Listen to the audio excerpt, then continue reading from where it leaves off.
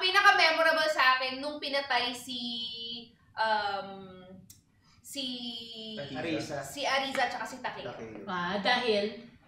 Kasi nakita ko dun sa character nilang dalawa na kahit, alam mo yun, 2 araw lang halos nabuo ni Kylie tsaka ni Pancho. Makikita mo dun sa character ni Ariza tsaka ni Takeo na binigay nila yung buhay nila hindi para sa sarili nila, kung hindi para maligtas ang mundo. Wow, sangkatauhan. That's one, oo nga, tama. Matt, pinaka-memorable. Pwede natin siguro isama yung yung kahit na off-cam, no? Sinagot ko na actually to, pero kaya iibahin ko ngayon. Sige. Sige. I'm sure madami Yung nakaraan kasi, ang sagot ko, favorite, pinaka-memorable scene sa akin, yung namatay yung mama namin, tapos yung tumakbo kami, nasa harapan namin yung dagat. Tapos yun yung umiiyak kami. Ano tawag? Retaliation shot ni Direct Mark. Yun. Pero siguro isa sa memorable din kasi pinagtawanan ako nitong lahat. Ano? Yun yung scene kahapon yata ng isang araw. Parang first time namin madinig yung boses ng papa namin. Hindi kasi ako makaiyak noon. Sa actual. Ito yung sa set. So, Kinukunan. wala ako. Parang andito yung emosyon pero hindi ko mailabas. Tapos tinawag ni Miguel si Coach J, yung acting coach namin. Coach J, kailangan na tulong ni Matt. Lumilali sa sarili ko. Nung lumapit si Coach J, sabi niya lang parang palapit siya. Isipin mo yung tatay mo.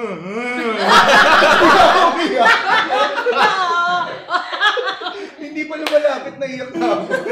Kami naman tuloy hindi nakaiyak. Yun ang strategy ni Matt. Sa totoo lang. Gusto niya siya yung... Open niya daw yun! Akin na to, sabi niya.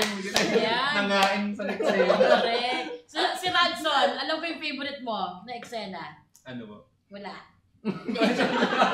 Sasabihin ko saan, sige Radson, ano yung sa'yo? Lagi ko kasi sinasabing sa yung sa campfire scene. Pero ngayon masasabi kong eksena siguro yung kay Alpha, yung horseback riding namin. Ay, si Alpha! Sample. Yung gumagano kami niya.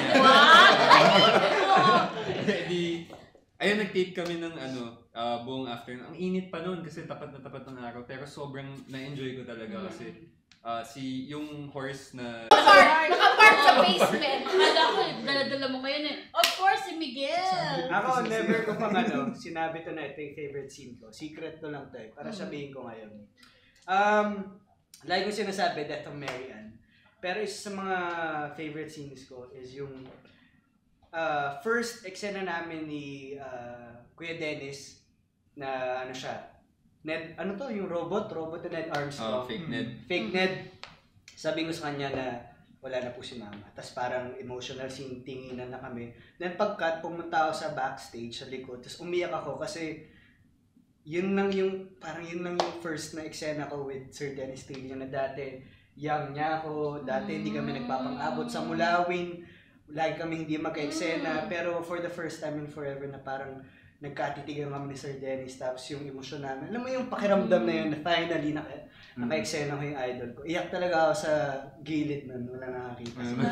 Ang galing! Sabihin ko sa kanya yan. Hindi na video yun. Sumula. Alam nyo guys, ewan ko sa inyo po mga kapuso pero yung kahit kinukwento lang nila, yung at saka napanood natin, pero yung nakakaiyak.